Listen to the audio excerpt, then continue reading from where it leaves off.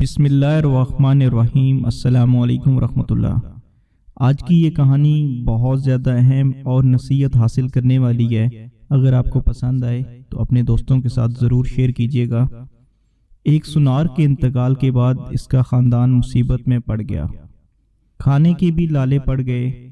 ایک دن اس کی بیوی نے اپنے بیٹے کو نیلم کا ایک ہار دے کر کہا، بیٹا اسے اپنے چچا کی دکان پر لے جاؤ، کہنا یہ بیچ کر کچھ پیسے دے دیں۔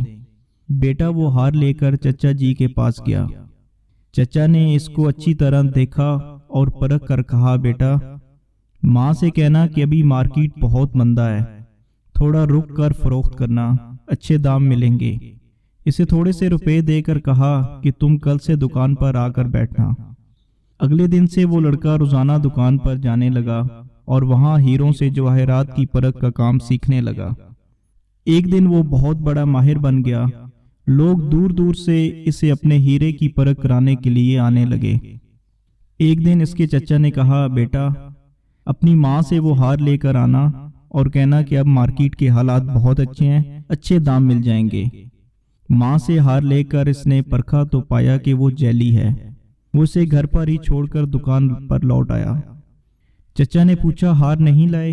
اس نے کہا، وہ تو جعلی تھا۔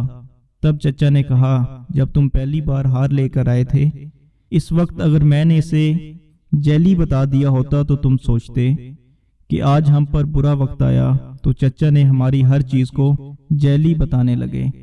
آج جب تمہیں خود علم ہو گیا تو پتہ چل گیا کہ ہار نکلی ہے۔ سچ یہ ہے کہ علم کے بغیر اس دنیا میں ہم جو بھی سوچتے، دیکھتے اور جانتے ہیں سب غلط ہے، اور ایسے ہی غلط فہمی کا شکار ہو کر رشتے بگاڑ دیتے ہیں۔